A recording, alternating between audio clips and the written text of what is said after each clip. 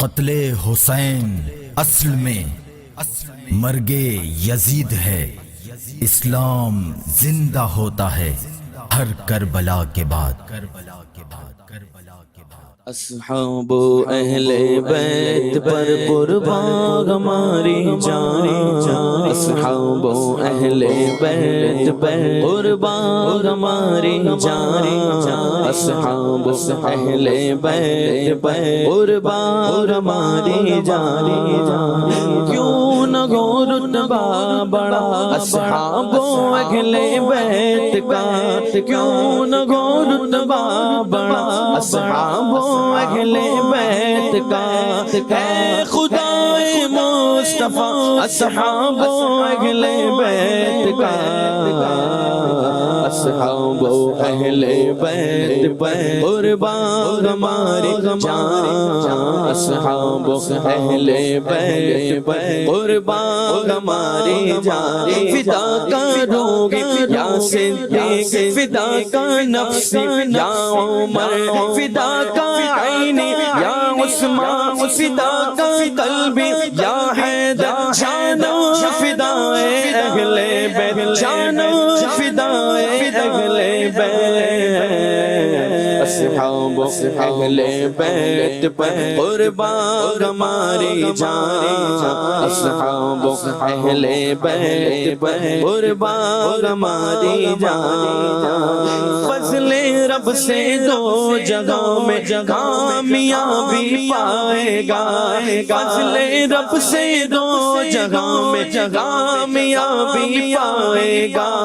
دل سے جوش جا ہوا اصحاب اہل بیت کا، اصحاب اہل بیت پر قربان ہماری جان، اصحاب اہل بیت پر قربان ہماری جان، اصحاب اہل بیت پر قربان ہماری جان۔ جینا مرنا ان کی الفت میں عطا ہو یا رب، اور رب جینا مرنا ان کی الفت میں گو یا رب، اور گو قرب جنت میں عطا اصحاب اہل بیت کا، اصحاب اہل بیت پر قربان ہماری جان، اصحاب اہل بیت پر قربان ہماری جان۔ حشر میں مجھ کو شفاعت کی عطا خیرات گو، حشر میں مجھ کو شفاعت کی عطا خیرات گو، واسطہ یا مصطفیٰ اصحاب اہل بیت کا، اصحاب اہل بیت پر قربان ہماری جان، اصحاب اہل بیت پر قربان ہماری جان۔ فدا کرو گے یا صدیق، فدا کا نفس یا عمر، فدا کا عینی یا عثمان، فدا کرو گے یا حیدر، جانو فدائے اہل بیت، جانو فدائے اہل بیت، اصحاب اہل بیت پر قربان ہماری جان، اصحاب اہل بیت پر قربان ہماری جان۔ یا الہی شکریہ عطار کو تو نے کیا، یا الہی شکریہ عطار کو تو نے کیا، شیر کو مدغت سرا اصحاب اہل بیت کا، اصحاب اہل بیت پر قربان ہماری جان، اصحاب اہل بیت پر قربان ہماری جان۔ نور والے قبر میری حشر تک روشن رہے، نور والے قبر میری حشر تک روشن حشر رگے واسطہ تم کو شگا اصحاب اہل بیت کا اصحاب اہل بیت پر قربان ہماری جان اصحاب اہل بیت پر قربان ہماری جان ہر برس میں حج کرو میٹھا مدینہ دیکھ لو ہر برس میں حج کرو میٹھا مدینہ دیکھ لو یا الہی واسطہ اصحاب اہل بیت کا اصحاب اہل بیت پر قربان ہماری جان اصحاب اہل بیت پر قربان ہماری جان اصحاب اہل بیت پر قربان ہماری جان سبحان اللہ جانم فدائے اہل بیت۔ الحمدللہ عز و جل ایک بار پھر پروگرام واقعہ کربلا لے کر حاضر ہیں۔ کل کے پروگرام میں ہم نے پہلا حصہ واقعہ کربلا کا کور کیا تھا، کچھ واقعات بھی بیان کیے، کچھ فضائل بھی بیان ہوئے، ریزن آف کربلا بھی بیان ہوا کہ یہ واقعہ ہوا کیوں، اس کے پیچھے سبب کیا تھا۔ اب ہم مرحلہ وار یہ واقعہ بیان کرتے کرتے وہاں پہنچے تھے کہ امام حضرت مسلم بن عقیل رضی اللہ تعالیٰ عنہ جب کوفہ پہنچے تھے تو آپ کا استقبال بھی ہوا، آپ نے خط بھی لکھ دیا امام حسین کو، مگر کوفے والوں نے آپ کے ساتھ بے وفائی کی، اور جب نماز مغرب کی جماعت آپ نے کی تو پہلے صبح تو 40,000 تھے، نماز مغرب میں 500 نمازی رہ گئے تھے، اور آپ نے جب نماز پڑھائی اور سلام پھیرا تو اب صرف امام مسلم بن عقیل ہی موجود تھے۔ آپ کے 2 صاحبزادے تو تھے، باقی کوئی بندہ ساتھ نہیں تھا۔ کوفے والوں نے بڑی بے وفائی کی تھی، اور امام مسلم بن عقیل اب تنہا تھے کہ جائیں کہاں، بچے بھی ہیں، اور آپ فرماتے کہ مجھے اپنے سے زیادہ غم اس بات کا تھا کہ میرے خط پر امام حسین اب سفر شروع کر دیں گے اور ان کو کوئی خبر دے دے کہ کوفے والوں نے میرے ساتھ بے وفائی کر دی ہے۔ اب وہ یہ سوچ رہے تھے کہ جب میرے یہ حال کیا ہے، میرے ساتھ دینے کے لیے کوئی تیار نہیں ہے، تو جب امام حسین آئیں گے تو ان کے ساتھ معاملات کیا ہوں گے۔ تو ناظرین اب یہ دل خراش داستان اس طرح آگے بڑھتی ہے کہ حضرت مسلم بن عقیل اب جائے پناہ ڈھونڈ رہے تھے۔ وہ کوفہ جس میں ہزاروں لوگ آپ کی بیعت کر چکے تھے، جو ہزاروں لوگ آپ کو ویلکم کر رہے تھے، آج کوئی نہیں تھا آپ کا ساتھ دینے والا۔ پھر ایسا بھی ہوا کہ حضرت مسلم بن عقیل نے گھر میں پناہ لی، مگر ابن زیاد کے کارندوں کو پتہ چل گیا، آپ کو گرفتار کر کے گورنر ہاؤس لایا گیا، یہ کہہ کر لایا گیا کہ آپ سے تو مذاکرات کرنے ہیں، آپ سے تو بات کرنی ہے، مگر جب آپ گورنر ہاؤس کی عمارت میں داخل ہوتے ہیں تو ان ظالموں نے پہلے سے ہی دروازے کے دونوں طرف تیر انداز اور تلوار والے لوگ رکھے ہوئے تھے، اور جیسے حضرت مسلم بن عقیل اندر داخل ہوئے تو بلا کسی گفتگو کے آپ پر حملہ کیا گیا، آپ کو شہید کر دیا گیا۔ دونوں صاحبزادوں نے اپنی آنکھوں کے سامنے اپنے شفیق والد کے سر کو کٹتے دیکھا۔ جس طرح کا خوف ان پر طاری ہوا ہوگا وہ ہماری امیجنیشن سے بھی زیادہ ہے، مگر ان ظالموں کو ان بچوں پر بھی کوئی یوں سمجھے ترس نہ آیا، رحم نہ آیا۔ حضرت مسلم بن عقیل کے بچوں کو بھی شہید کر دیا گیا، اور جس ہانی بن عروہ کے گھر پہ آپ نے پناہ لی تھی ان کو بھی قتل کر دیا گیا، اور اس کے بعد شہیدوں کے سروں کو نیزوں پر چڑھا کر کوفے کی گلیوں میں گھمایا گیا۔ بے حیائی کے ساتھ، سنگ دلی کے ساتھ کوفے کے لوگوں نے مہمان کشی کا گویا عملی طور پر اعلان کیا۔ اب یہ سب کچھ جو ہو رہا ہے یہ 3 ذی الحجۃ الحرام ہے، ایگزیکٹلی یہ وہی دن ہے جس دن امام عالی مقام، امام عرش مقام مکہ پاک سے روانہ ہو رہے ہیں، یعنی جس دن حضرت مسلم بن عقیل کی شہادت ہو رہی ہے۔ اللہ کی قدرت کا نظارہ دیکھیں کہ ایگزیکٹلی یہ وہی دن تھا کہ حضرت امام حسین رضی اللہ عنہ اپنے قافلے والوں کے ساتھ مکے سے روانہ ہو رہے ہیں، اور وہاں جب مکے سے روانہ ہو رہے ہیں تو الوداعی طواف ہوتا ہے، خاندان اہل بیت کے لوگ، خاندان مصطفیٰ صلی اللہ علیہ وسلم کے لوگ الوداعی طواف کرتے ہیں، آہیں ہیں، سسکیاں ہیں، کعبے کے غلاف سے لپٹ لپٹ کر آنسو بہائے جا رہے ہیں۔ اور اس وقت بڑے بڑے صحابہ کرام علیہ رضوان نے اصرار کیا، امام حسین سے عرض کیا کہ حضور ایسا نہ کریں، آپ نہ جائیں، کوفے والوں میں یہ وفا نہیں ہے، آپ کے والد محترم بھی وہیں عراق میں ہی شہید ہوئے ہیں، آپ کے بھائی کو زہر بھی دیا گیا ہے، آپ مت جائیں کوفے۔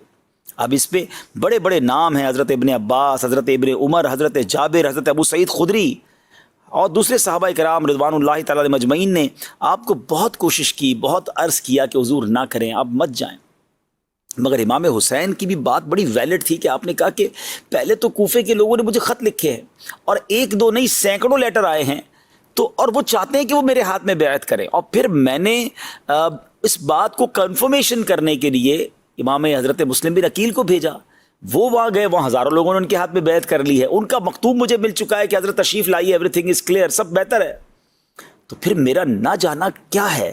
یعنی میں ان لوگوں کا ساتھ نہ دوں جو مجھے بلانا چاہتے ہیں؟ لیکن وہاں تو پانسا پلٹ چکا تھا نا ناظرین۔ حضرت مسلم بن عقیل نے جو مکتوب لکھا تھا وہ تو اچھے وقتوں میں لکھا تھا، مگر چند ہی دنوں میں کوفے والوں نے تو بے وفائی کر دی تھی۔ اور اب کیا ہوا؟ امام حسین 3 ذوالحجہ 60 ہجری کو اپنے اہل بیت، اپنے خدام، کل ملا کر یہ 82 لوگ تھے، 82 نفوس قدسیہ تھے، وہ راہ عراق کو روانہ ہو گئے ناظرین۔ اور اب جب امام حسین راستے میں تھے تو راستے ہی میں حضرت مسلم بن عقیل کی شہادت کی خبر بھی مل گئی۔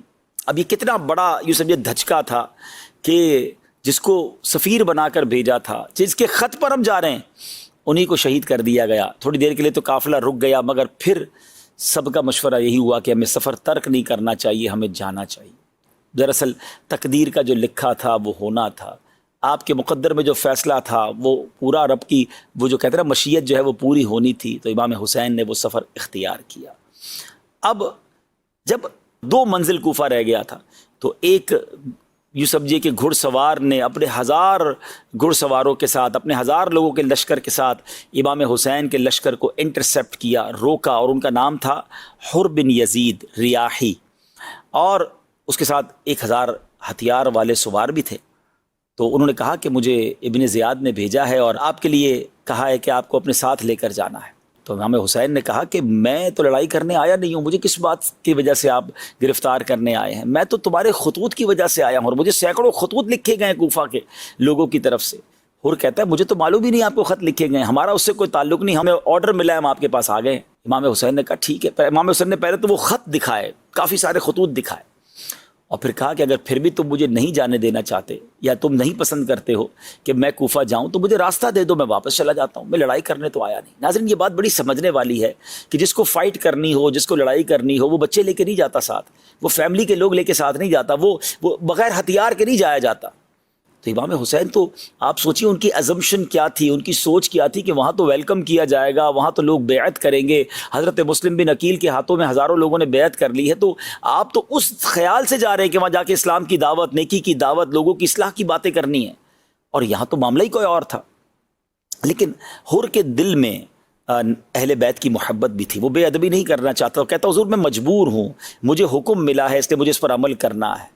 لیکن امام حسین رضی اللہ تعالیٰ یہ فرماتے رہے کہ مجھے واپس جانے دو۔ بہرحال نماز کا وقت ہوا تو امام حسین نے کہا میں نماز پڑھنی، اگر آپ اپنی نماز الگ پڑھنا چاہتے ہیں تو پڑھ لیں۔ تو کمال دیکھیں کہ حر کہتے ہیں کہ نہیں، نماز تو میں نے آپ ہی کے پیچھے پڑھنی ہے۔ امام حسین نے امامت کی، اپنے قافلے والوں کی بھی امامت کی، اور حر اور ان کے قافلے والوں نے بھی آپ کے پیچھے نماز پڑھی۔ مگر ابن زیاد کو کچھ کہتے نا بھنک پڑ گئی کہ حر وہ سختی نہیں کر پا رہے جو کرنی چاہیے، معاذ اللہ اس کا ارادہ تو کچھ اور تھا نا۔ تو اب حر ابن زیاد نے اپنے جاسوس بھیجے کہ جا کر دیکھو کہ حر کا امام حسین کے ساتھ معاملہ کیا ہے۔ اب پیغام یہ آیا کہ آپ یزید کے ہاتھ بیعت کر لیں یا پھر ہم آپ کو گرفتار کر لیں گے۔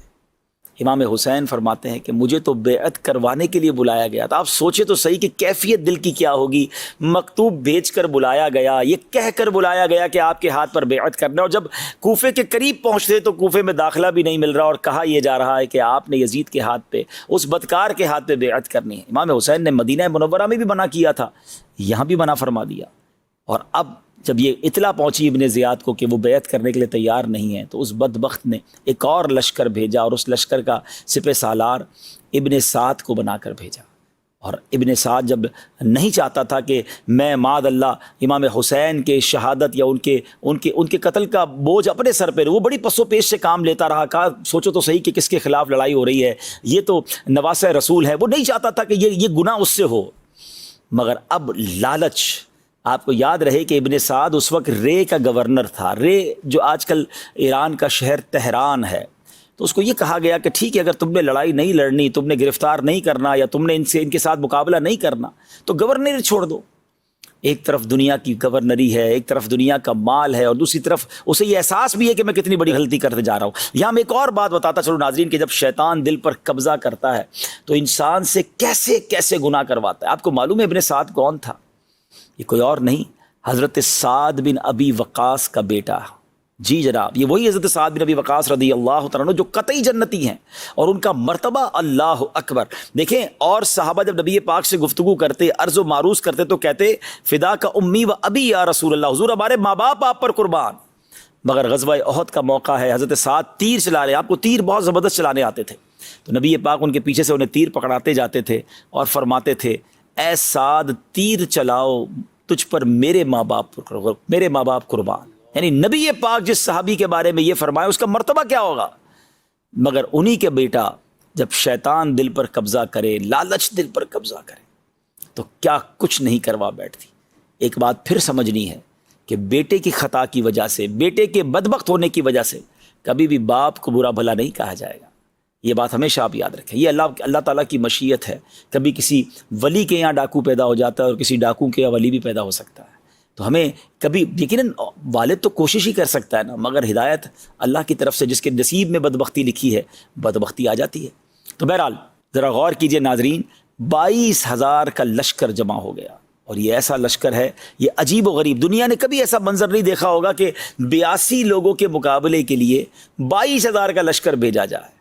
اصل میں یہ جانتے تھے کہ یہ شیر خدا کی اولاد ہے، یہ آل رسول ہیں، یہ اہل بیت ہیں، ان کی رگوں میں اسد اللہ شیر خدا مولا علی کا خون دوڑ رہا ہے، ان سے مقابلہ آسان نہیں ہے۔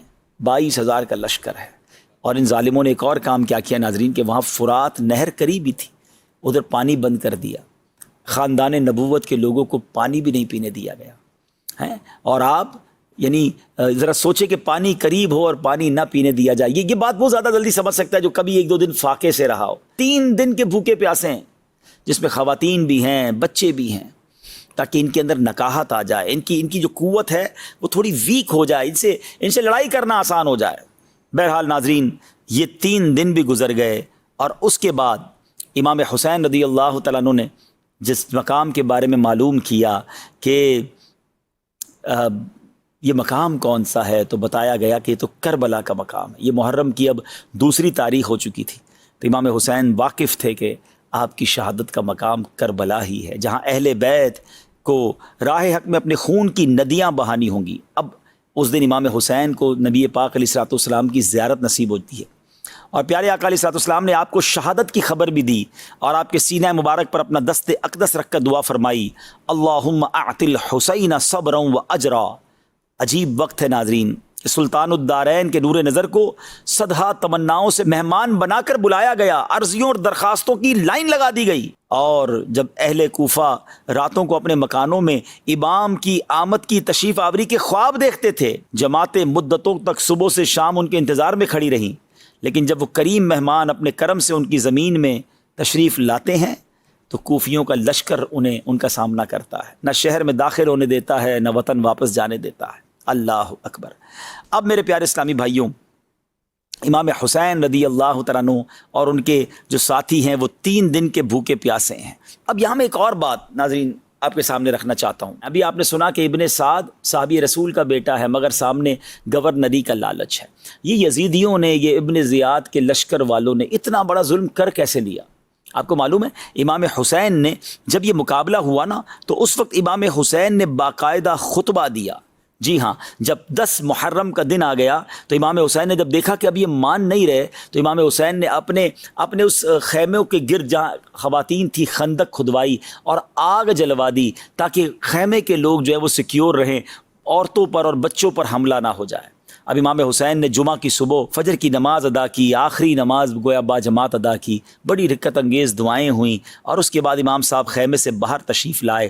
3 دن کے بھوکے پیاسے ہیں، اور اب امام حسین نے اس گرم ریت پر ایک خطبہ فرمایا۔ ناظرین، یہ تاریخی خطبہ ہے، یعنی امام حسین رضی اللہ تعالیٰ عنہ نے اتمام حجت کے سارے کام کیے، یعنی پہلے تو کہا مجھے واپس جانے دو، جب وہ نہ مانے تو لڑائی سے پہلے پھر آپ کا ذرا خطبہ سنیے گا، یعنی آپ نے ان کے دل و دماغ کو جھنجھوڑنے کی کوشش کی۔ آپ فرماتے ہیں خون ناحق حرام اور غضب الہی کا موجب ہے، میں تمہیں آگاہ کرتا ہوں تم اس گناہ میں مبتلا نہ ہو، میں نے کسی کو قتل نہیں کیا ہے، کسی کا گھر نہیں جلایا ہے، کسی پر حملہ آور نہیں ہوا ہوں، اگر تم اپنے شہر میں مجھے آنے نہیں دینا چاہتے تو مجھے واپس جانے دو، میں تم سے کسی چیز کا طلبگار نہیں ہوں، میں تمہارے در پائے آزار نہیں ہوں، تم کیوں میری جان کے در پہ ہو؟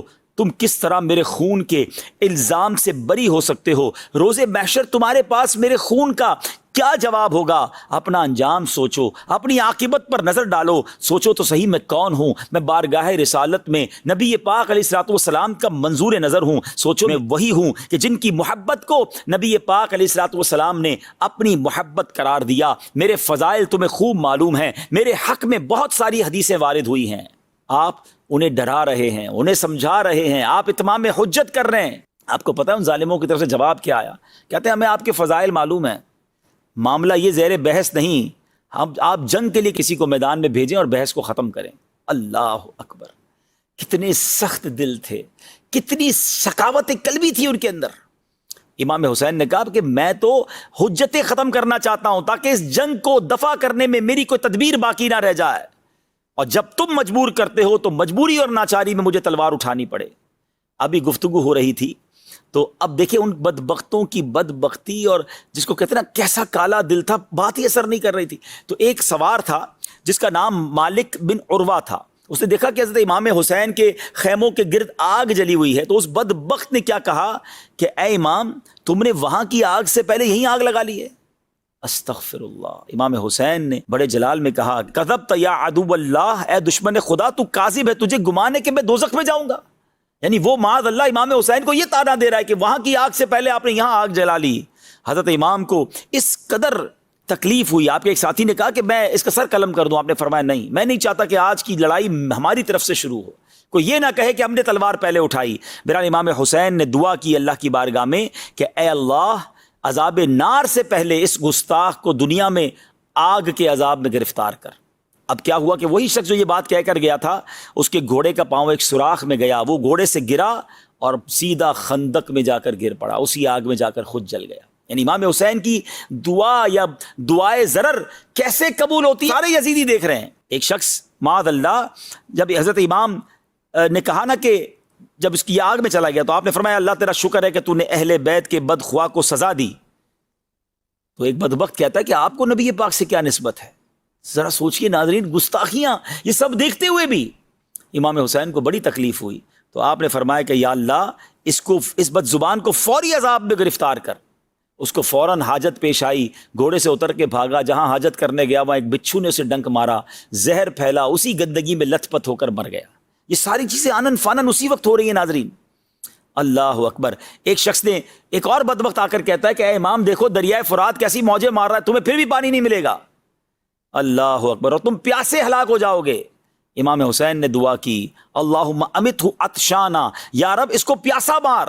ابھی امام کا دعا کرنا تھا کہ اس شخص کا گھوڑا بھاگا، یہ شخص اس گھوڑے کو پکڑنے بھاگا، اس کو پیاس غالب ہوئی، اس شدت سے پیاس لگی کہ العطش العطش، ہائے پیاس پکارتا رہا، جب پانی سے منہ لگاتا مگر ایک قطرہ نہ اتار پاتا، اور اسی پیاس میں آنن فانن مارا گیا۔ ناظرین یہ ساری کرامتوں کا جو ظہور ہو رہا تھا، یہ بھی ایک اتمام حجت تھی، یہ بھی ان یزیدیوں کو بتایا جا رہا تھا کہ مت کرو، تم اس سے لڑائی کرنے جا رہے ہو، تو اس پر حملہ کرنے جا رہے ہو، جو ہاتھ اٹھاتے ہیں تو بات پوری ہو جاتی ہے، جو نواسہ رسول ہیں۔ مگر ناظرین پھر بھی وہ نہ مانے۔ اب میں آتا ہوں اس سوال کی طرف، ریزن کیا تھا؟ یہ تو کلمہ پڑھنے والے تھے، یہ تو اللہ کو بھی مانتے تھے، اللہ کے رسول کو بھی مانتے تھے، ان کو یہ حدیثیں بھی معلوم تھی، مگر ریزن کیا تھا؟ پھر کیسے اتنا بڑا گناہ ہو گیا؟ یہ بات آج ہم سب نے سیکھنی ہے ناظرین۔ بات یہ ہے کہ جب شیطان دل پر حاوی ہو جاتا ہے نا، جب لالچ انسان پر قابو پا جاتی ہے، تو پھر انسان ایسے گناہ کرتا ہے کہ دنیا حیران ہو جاتی ہے۔ آج بھی ہم حیران ہیں کہ یزیدیوں کو سمجھ نہ آئی کر کیا رہے ہیں، کہ اللہ کو جواب کیا دیں گے، اللہ کے حبیب کو کیا جواب دیں گے، ساری دنیا لعنت کرے گی ان پر، لیکن نہیں آئی نا سمجھ۔ اچھا یہ ایسا نہیں ہے کہ صرف اس زمانے میں ایسے گناہ ہوئے، کہ آج کے زمانے میں آپ گناہ نہیں سنتے، جرائم نہیں آتے سامنے، 5 سال کے بچے کے ساتھ، 2-3 سال کی بچی کے ساتھ، ہیں فلاں واقعہ تو فلاں واقعہ، کسی نے کسی کے ہاتھ کاٹ دیے، ڈرل کر دیا، لوگ اپنی ماں کا قتل کر دیتے ہیں، اپنے والد کو مار دیتے ہیں. مطلب کبھی کبھی یہ واقعات سن کر جھرجھری آ جاتی ہے کہ کیا کوئی انسان بھی یہ کر سکتا ہے؟ لیکن ہو رہا ہے نا. اس کا مطلب کیا ہے کہ ایک لمٹ ہے ہماری. جب اس لمٹ کو بندہ کراس کرتا ہے نا اور شیطانی کاموں میں اتنا انوالو ہو جاتا ہے، لالچ اتنا غلبہ پا جاتی ہے کہ پھر انسان کی آنکھوں پر پردہ آ جاتا ہے.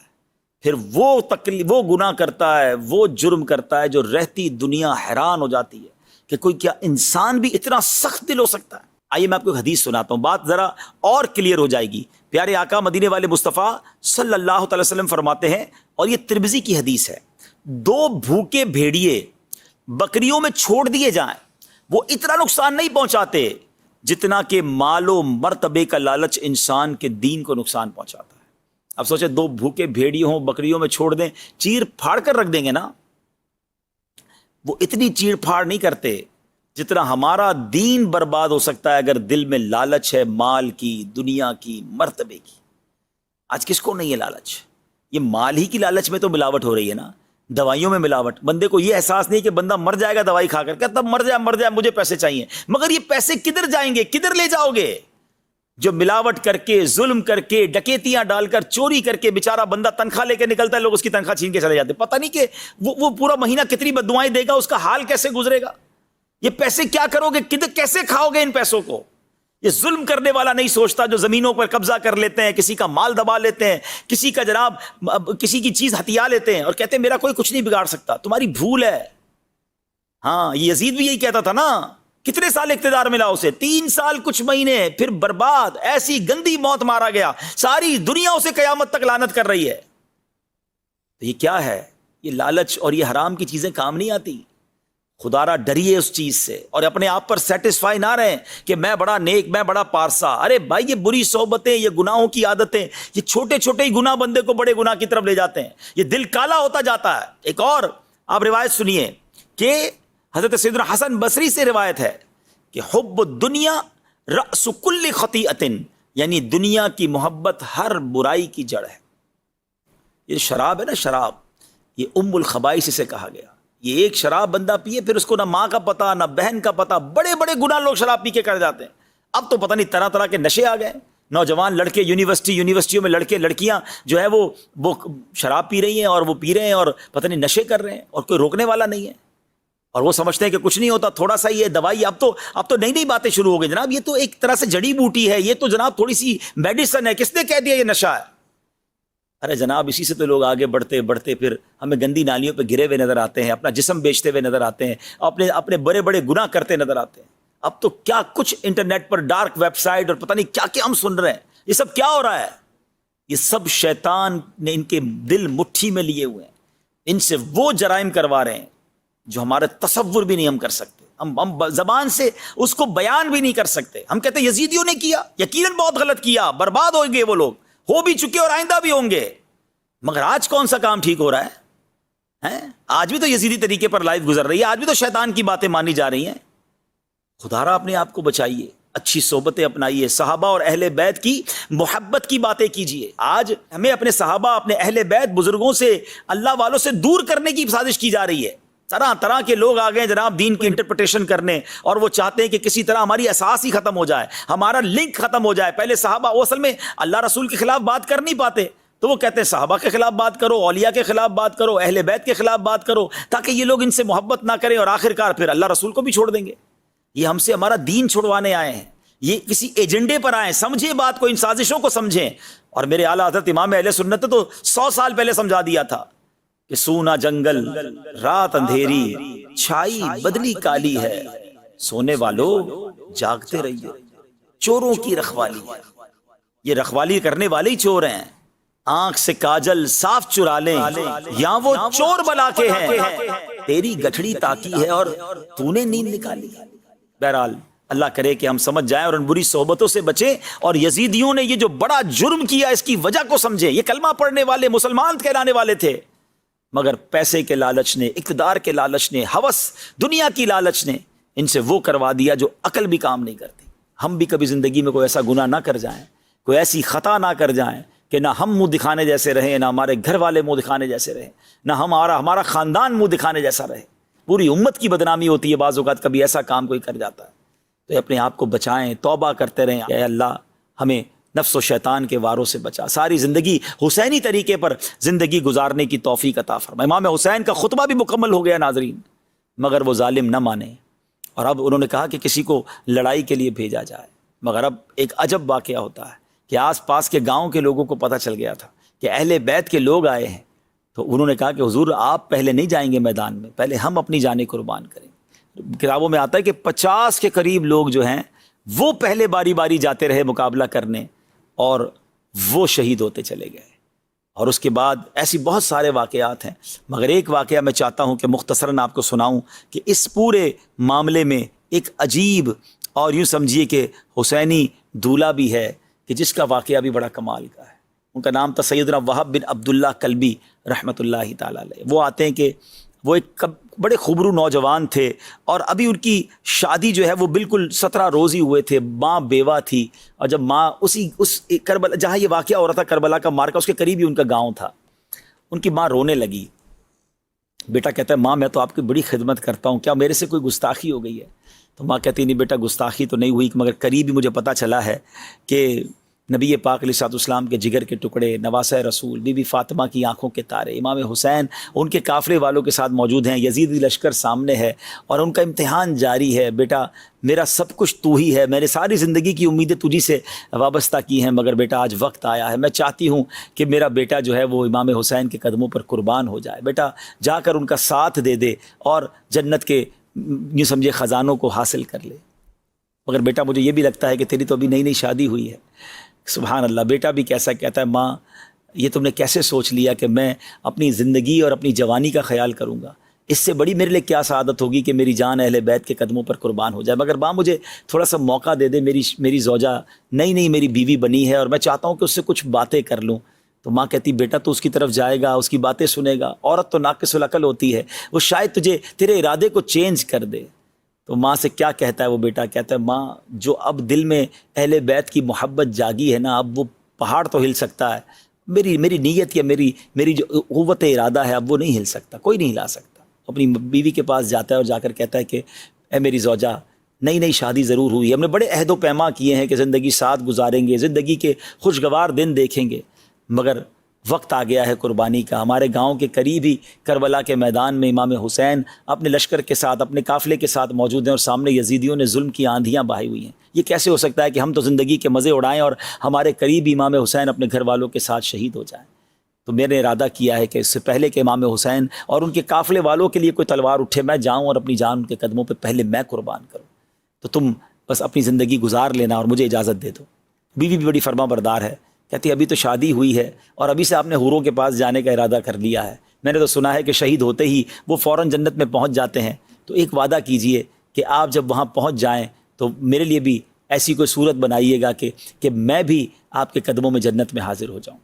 یہ نوجوان اپنی والدہ کو لے کر، اپنی بیوی کو لے کر امام حسین کے قدموں میں آتے ہیں اور امام حسین سے کہتے ہیں حضور یہ میری ماں ہے، بیوہ ہے، میں اس کا ایک ہی بیٹا ہوں اور یہ میری 17 دن کی پرانی بیوی ہے اور ہمارا بڑا پیار ہے آپس میں، مگر آج میں نے نیت کر لی ہے کہ میں آپ کے قدموں میں قربان ہو جاؤں. میں آپ کی طرف سے پہلے میں لڑائی میں حصہ لوں، مگر حضور ایک وعدہ چاہتا ہوں کہ اگر مجھے جنت مل جائے تو میں جنت میں بھی اپنی اس بیوی کو اپنے ساتھ رکھنا چاہتا ہوں، وہاں بھی آپ کے خاندان کی کنیزوں میں اس کو شامل فرما لیجئے. امام حسین نے بڑی دعاؤں سے نوازا، ماں بھی بیٹھی ہے، بیوی بھی بیٹھی ہے اور اس کے سامنے وہ نوجوان امام حسین کے قدم چوم کر تلوار ہاتھ میں لیے یزیدیوں کی طرف چل پڑتا ہے. کیسا منظر ہوگا ناظرین.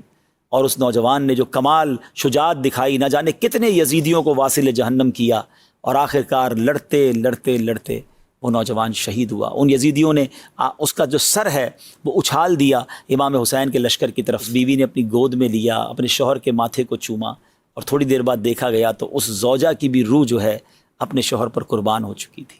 ناظرین یہ ہیں قربانیاں جو اس حسینی لشکر کے ساتھ وہاں کے رہنے والوں نے دی، اہل بیت کے غلاموں نے دی. کہ کیسے ہو سکتا ہے کہ خاندان نبوت پر کوئی زخم آئے، پہلے ہماری جانیں حاضر ہیں، ہمارے سینے حاضر ہیں. یہ ہے قربانی کی داستانیں جو کربلا کے میدان میں رقم کی گئی. کس شقی کی ہے حکومت، ہائے کیا کس شقی کی ہے حکومت، ہائے کیا اندھیر ہے، دن دہاڑے لٹ رہا ہے کاروان اہل بیت، دن دہاڑے لٹ رہا ہے کاروان اہل بیت، خشک ہو جا خاک ہو کر خاک میں مل جا فرات، خشک ہو جا خاک ہو کر خاک میں مل جا فرات، خاک تجھ پر دیکھ تو سوکھی زبان اہل بیت۔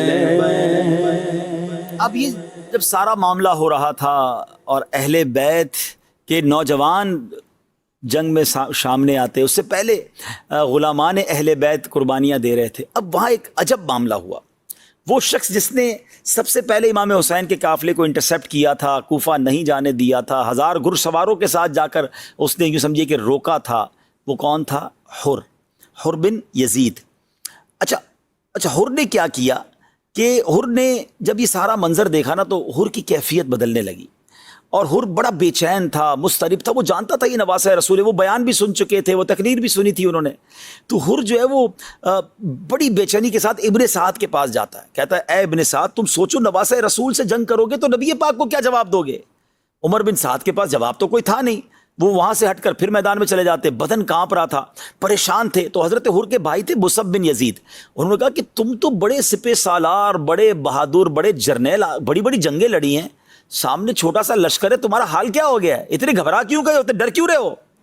تو حر کہتا ہے برادر، یہ مصطفیٰ علیہ الصلوۃ والسلام کے فرزند سے جنگ ہے، اپنی عاقبت سے لڑائی ہے، میں جنت اور دوزخ کے درمیان کھڑا ہوں، دنیا پوری قوت کے ساتھ مجھے جہنم کی طرف کھینچ رہی ہے، مگر میرا دل اس کی ہیبت سے کانپ رہا ہے۔ ابھی یہ بھائی سے بات ہی کر رہے تھے کہ ادھر سے امام حسین نے آواز لگائی، ہے کوئی جو آج آل رسول پر اپنی جان قربان کرے اور نبی پاک علیہ الصلوۃ والسلام کے حضور میں سرخروئی پائے؟ بس یہ اعلان ہونا تھا، اور حر کو گویا ایک راستہ مل گیا کہ تکلیف تو میں نے بڑی پہنچائی ہے، روکا تو میں نہیں تھا، پانی تو میں نے نہیں پینے دیا تھا، مگر شاید کریم ہے معاف فرما دیں۔ گھوڑا دوڑایا، ذرا امیجن کریں، ایک طرف 22,000 کا لشکر، ایک طرف 82 لوگ ہیں، اور حضرت حر بن یزید دوڑتے ہوئے جو ہے نا اپنا گھوڑا دوڑاتے ہوئے امام حسین کے پاس پہنچ جاتے۔ ایوری بڈی شاکڈ، آپ کے یزید کے لشکر کے سارے لوگ حیران ہیں کہ حر کیا کر رہا ہے، اور آپ وہاں جا کر امام حسین سے کہتے ہیں کہ کیا مجھے معافی مل سکتی ہے؟ میں نے آپ کو روکا، میں نے آپ کو تکلیف دی، مگر مجھے سمجھ آ گئی ہے کہ میں غلط تھا، میں آج اپنی جان آپ کے قدموں پہ قربان کرنا چاہتا ہوں، مجھے معاف فرما دیجیے۔ امام حسین تو کریم تھے، آپ نے کہا کریموں کے در سے معافی ہی ملا کرتی ہے۔ اب حر نے کہا کہ حضور اب میں پہلے جاؤں گا اور اپنی جان آپ کے لیے قربان کروں گا۔ اور جب حضرت حر وہاں جاتے ہیں سامنے والوں کی طرف لڑنے کے لیے، تو سارے یزیدی اس کو تانے دیتے کہ تو نے کیا کیا، اتنا بڑا لشکر چھوڑ دیا، اتنا مال و متا چھوڑ دیا، اتنی بڑی تم نے جو ہے وہ دنیا کی رنگینیاں چھوڑ دیں۔ اللہ اکبر۔ تو حر پتہ ہے کیا جواب دیتے ہیں کہ اللہ اکبر، وہ کہتے ہیں کہ میں یہ خوب جانتا ہوں کہ میں نے کیا کیا ہے، میں نے گلستان رسول کے اس مہکتے پھول پر جان قربان کرنے کی جو ہے وہ نیت کر لی، اور میں جانتا ہوں کہ نبی پاک کی غلامی سے بڑھ کر کوئی دولت نہیں ہے۔ اب جناب حملہ ہوتا ہے، حر کئی لوگوں کو یوں سمجھے کاٹ کے رکھ دیتے ہیں، مگر آخر کار حضرت حر بھی شہید ہو جاتے ہیں۔ ذرا سوچئے کہ اب حضرت حر رضی اللہ تعالی عنہ کہلاتے ہیں، اب حضرت حر کا مزار موجود ہے۔ یزیدیوں کا نام لینے والا کون ہے؟ مگر وہ ایک فیصلہ، وہ ایک ڈیسیشن، وہ ایک رائٹ ٹائم ڈیسیشن تھا کہ یزید کے لشکر سے نکلے اور جنتی لشکر میں شامل ہو گئے۔ شاعر کہتے ہیں نا، یہ نعرہ حر کا تھا جس وقت فوج شام سے نکلا، کہ دیکھو یوں نکلتے ہیں جہنم سے خدا وار۔ ناظرین، یہاں میں ایک بات کرنا چاہوں گا، حضرت حر نے ہاتھ پیر کانپ رہے تھے، گھبراہٹ تھی، جنت بھی ہے سامنے دوزخ بھی ہے، دوزخ کے ساتھ پیسہ بہت تھا، حرام کے ساتھ بڑا اقتدار بھی تھا، بہت مزے بھی تھے لائف کے، سامنے شہادت تھی، انہیں پتا تھا کہ میں بچوں گا نہیں، میں اگر سامنے چلا گیا امام حسین کی طرف گیا تو وہاں شہادت ہی ہے، مگر انہیں پتا تھا کہ یہاں جی گیا تو مر جاؤں گا، وہاں مر گیا تو جی جاؤں گا۔ یہاں بچ گیا تو مارا جاؤں گا قیامت کے دن، وہاں اگر مارا گیا تو قیامت کے دن بچ جاؤں گا. یہ ڈیسیشن لیا انہوں نے، اور کیسا ڈیسیشن لیا کہ آج ساری دنیا ان کے گن گاتی ہے. ہم میں سے کئی لوگ ایسے ہوں گے، ذرا غور سے سنیے گا، جو اس وقت شاید ملتی جلتی کیفیت میں ہے. کوئی حرام کما رہا ہے، کوئی رشوت کا کام کر رہا ہے، کوئی سود کا کام کر رہا ہے، کوئی شراب پی رہا ہے، کوئی نشہ کا کام کر رہا ہے، کوئی ڈرگز بیچ رہا ہے، کوئی ڈکیتی کر رہا ہے، کوئی چوری کر رہا ہے، کوئی ظلم کر رہا ہے، کوئی جھوٹ بول رہا ہے، کوئی بدکاریاں کر رہا ہے، کوئی بری صحبتوں میں ہے، بے حیائی کے والے دوستوں میں ہے، گندی دوستیاں لگائی ہوئی ہیں. کبھی کبھی دل میں خیال آتا ہے، مسلمان تو ہے نا یار، چھوڑ دیتا ہوں، غلط ہے، اللہ کی طرف چلتا ہوں. پھر شیطان کہتا ہے نہیں نہیں، چھوڑ کے جائے گا تو پھر مزے ختم ہو جائیں گے، پیسے ختم ہو جائیں گے، زندگی کی رونق ختم ہو جائے گی. ڈیسیشن نہیں لے پا رہا، کشمکش میں ہے. حضرت حر کے اس فیصلے کو یاد کیجئے ناظرین، کیا شاندار فیصلہ کیا. چند قدم کیا چلے، وہ یزیدی سے حسینی بن گئے، وہ یزیدی سے رضی اللہ تعالی عنہ بن گئے. جن کا کوئی نام لینے والا نہیں تھا، آج ساری دنیا ان کا نام لینے والے بن گئی. کیوں؟ کریکٹ فیصلہ کیا، رائٹ ٹائم پر فیصلہ کیا. ہم میں سے بہت سارے لوگ ہیں جو صرف سوچ ہی رہے ہیں، چھوڑ دوں گا یار، تھوڑے دنوں بعد چھوڑ دوں گا، شراب کا کام چھوڑ دوں گا، رشوت چھوڑ دوں گا، سود چھوڑ دوں گا، غلط کام چھوڑ دوں گا. چھوڑ نہیں رہے، اور کہیں ایسا نہ ہو یہی بری عادت لے کر قبر میں چلے جائیں، موقع ہی نہ ملے چھوڑنے کا. میں آپ کو صحیح بتاؤں، یہ آج ہی کا تو دن تھا نا، 10 محرم ہی کا تو دن تھا جب حضرت حر نے یہ فیصلہ کیا تھا. کیا آج میں اور آپ یہ فیصلہ نہیں کر سکتے؟ This is the right day for the right decision. بہترین موقع ہے اچھا فیصلہ کرنے کا. آؤ نا آج فیصلہ کر لیں کہ میں چل پڑتا ہوں اللہ کی رحمت کی طرف، میں چھوڑ دیتا ہوں حرام چیزیں، میں چھوڑ دیتا ہوں حرام کمائی، میں چھوڑتا ہوں حرام صحبتیں. تم ایک کام غلط چھوڑو تو صحیح، وہ رب کی رحمت تم پر برسنا شروع ہو جائے گی. حلال کے دروازے کھل جائیں گے، سکون کے دروازے کھل جائیں گے، برکت کے دروازے کھل جائیں گے. کب تک سوچتے رہو گے کہ کروں یا نہ کروں؟ ارے کر لو آج. آج حضرت حر کا وہ پیغام، کربلا کا میدان ہم سب کو پکار رہا ہے کہ آ جاؤ اللہ کی طرف، چھوڑ دو یہ برے کام. بلکہ اگر مجھے کوئی غیر مسلم بھی سن رہا ہے نا، میں تو اس کو بھی دعوت دیتا ہوں، آ جاؤ اسلام کی طرف، آ جاؤ میرے اللہ کے دین کی طرف. یہی راہ نجات ہے، یہی آخرت کے لیے تم سب کے لیے بھی. ایسے مجھے معلوم ہے کہ کئی لوگ ہیں جو مسلمان نہیں ہیں مگر کربلا والوں سے محبت کرتے ہیں. اگر کربلا والوں سے محبت کرتے ہو تو ان کے خدا سے بھی محبت کر لو نا. وہ جس کا کلمہ پڑھتے ہیں اس نبی کا کلمہ بھی پڑھ لیجئے نا. آ جائیے. تو آج موقع ہے چل پڑنے کا، چھوڑیے بری چیزیں اور نیکی کی طرف چل پڑیے. یہ کر لیا حضرت حر نے اور کامیاب ہو گئے. ناظرین، اب حضرت حر بھی شہید ہو گئے. اب ایک ایک کر کے خاندان نبوت کے، خاندان رسالت کے چشم و چراغ جانے لگے. ہاتھ میں تلوار لیتے اور پشتوں کے پشتے لگا دیتے. ابن سعد کا یہ کہنا ہے کہ اگر ہم کوئی فریب نہ لاتے، ہم پلاننگ غلط نہ کرتے، ایک ساتھ حملہ نہ کرتے، ان کو بھوکا پیاسا نہ رکھتے، تو شاید 22,000 کا لشکر بھی ان پہ قابو نہ پا سکتا تھا. کیونکہ یہ ذوالفقار چلانے والے مولا علی کی اولاد میں سے تھے. ان کی رگوں میں مولا علی کا خون چلتا تھا. وہ فاتح خیبر کی اولاد تھے. ایک ایک کر کے خاندان نبوت کے چشم و چراغ شہید ہوتے گئے. اور پھر علی اکبر نے اجازت چاہی. علی اکبر کون ہیں؟ امام حسین کے بڑے صاحبزادے، ہم شکل مصطفیٰ ہیں، جوان. امام حسین نے ان کو بھی اجازت دی، اور انہوں نے کئی یزیدیوں کو ان کے سر کاٹے، ان کو تہو تیغ کیا، خاک میں خون آلود کیا. مگر آخر کار بھوک بھی تھی، پیاس بھی تھی، نکاہت بھی تھی. آپ بھی زخموں سے چور چور ہو کر شہید ہو گئے. اب آپ کے گھر والوں نے دیکھا کہ علی اصغر بہت رو رہے ہیں، 6 مہینے کے ہیں، پیاسے ہیں، 3 دن سے بچہ پانی نہ پیے تو کیا حال ہوگا، دودھ بھی ختم. تو کہا کہ چلو ان کو تو آپ لے جائیں اور جا کر ان کو تو یہ بدبخت پانی پینے دیں گے. تو امام حسین انہیں ہاتھ میں لے کر باہر آتے ہیں اور کہتے ہیں مجھے نہ دیں، صرف اس کو پانی دے دیں. مگر ان بدبختوں کی بدبختی دیکھیں کہ ایسا تیر تاک کر چلایا کہ حضرت علی اصغر کے گلے میں پیوست ہو گیا. پیاسا گلا، پانی تو نہ دیا مگر شہید کر دیا.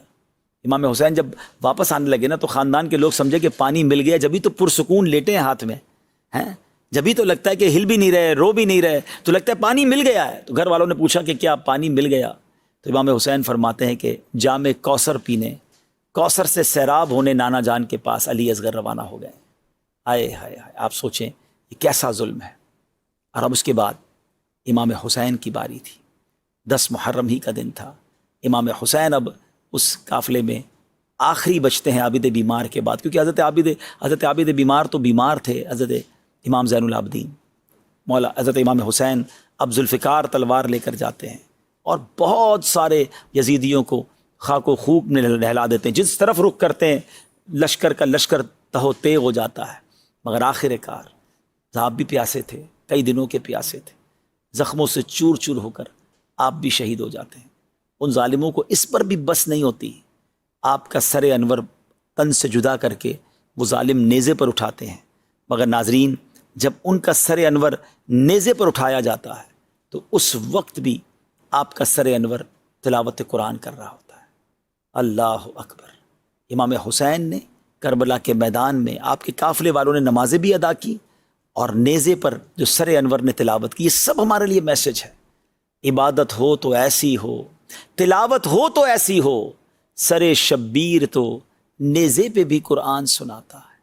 اب ذرا سوچیں کہ ہم حسینی بھی کہلائیں، پنجتن کے غلام بھی کہلائیں، نہ ہمیں نماز پڑھنے کا شوق، نہ تلاوت قرآن کا شوق، بتائیں نا یہ کیسی غلامی ہے۔ امام حسین تلوار کے سایوں میں نماز پڑھیں، ہم اپنے بیڈ روم میں رہیں اور ہماری فجر کی نماز قضا ہو جائے، ہم آفس میں جائیں تو ظہر عصر مغرب قضا ہو جائے، ہم دوستوں میں جائیں تو عشاء قضا ہو جائے۔ یہ کیسی حسینیت ہے، یہ کیسی پنجتن پاک کی غلامی ہے۔ ان کا سر انور تو نیزے پہ تلاوت کرے اور ہمیں تلاوت قرآن کرنا ہی نہ ہے۔ یا بڑی تعداد ہم میں وہ ہے جو پورا سال قرآن نہیں پڑھتی ہے۔ نہ کرے ناظرین ایسا، خدا را حسینیت، اگر حسینی واقعی بننا ہے نا تو نماز کے پابند بنے، قرآن کے پابند بنے، ظلم سے دور رہیں۔ یزیدی ظالم تھے نا، ہم کہتے ہیں ہم ظالم نہیں ہیں، ہم سمجھتے کسی کا قتل کرنا ہی ظلم ہے۔ ارے کسی کو برا بھلا کہنا بھی تو ظلم ہے، کسی کا دل دکھانا بھی تو ظلم ہے، کسی کا مال دبا لینا بھی تو ظلم ہے، کسی پر روب جمانا بھی تو ظلم ہے۔ ظلم کی تو بہت ساری قسمیں ہیں نا۔ امام حسین مظلوم تھے، یزیدی ظالم تھے۔ ہم مظلوم بن جائیں مگر ظالم نہ بنیں۔ لوگ کہتے ہیں میں کیسے مظلوم بن جاؤں، مجھ پر ظلم ہوا ہے، میں تو بدلہ لوں گا، میں تو اینٹ کا جواب پتھر سے دوں گا۔ تو پھر کیسے حسینی ہیں؟ ہمارا کام بدلہ لینا نہیں، ہمارا کام معاف کرنا ہے، ہمارا کام درگزر کرنا ہے، ہمیں ہماری وجہ سے کسی مسلمان کو تکلیف نہ پہنچے۔ تو بہرحال کربلا کا واقعہ آپ نے سنا، بہت کچھ پیغام دیتا ہے یہ کربلا کا میدان۔ نماز کا پیغام دیتا ہے، صبر کا پیغام دیتا ہے، تلاوت کا پیغام دیتا ہے، لالچ اور دنیا کے اقتدار اور مال کی لالچ سے بچنے کا پیغام دیتا ہے، اللہ کی رضا پر راضی رہنے کا پیغام دیتا ہے۔ اللہ کرے کہ ان میسیجز کو ہم ریسیو کریں اور اپنی زندگی میں یہ بدلاؤ لائیں۔ اللہ مجھے بھی عمل کرنے کی توفیق دے، آپ کو بھی توفیق نصیب فرمائے۔ آخر میں منقبت میں تو پنجتن کا غلام ہوں، اس کے دو اشعار سن کر ہم اپنے پروگرام کو ختم کرتے ہیں۔ صلو علی الحبیب صلی اللہ تعالی علی محمد صلی اللہ علیہ وسلم۔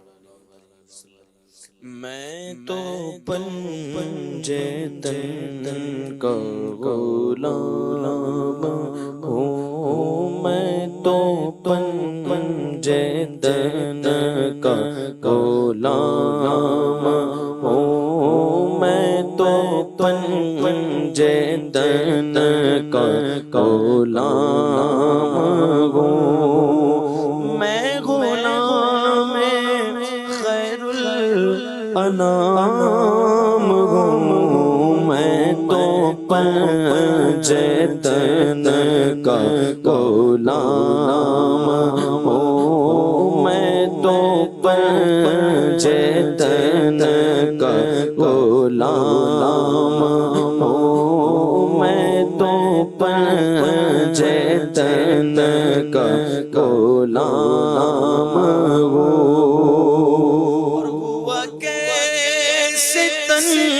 سے وہ سر جدا جگہ عشق گو بگی کربلا میری بات اونگی کی بات گئے میرے سامنے وہی ذات گئے، وہی جن کو شیر خدا کہے، جنہیں باب صلی اللہ کہے، وہی جن کو آل نبی کہے، وہی جن کو ذات علی کہے، وہی پختہ ہے میں تو خام ہوں، میں تو پنجتن کا غلام ہوں، میں تن کا غلام وہ سبحان اللہ. قتل حسین اصل میں مرگ یزید ہے. اسلام زندہ ہوتا ہے ہر کربلا کے بعد.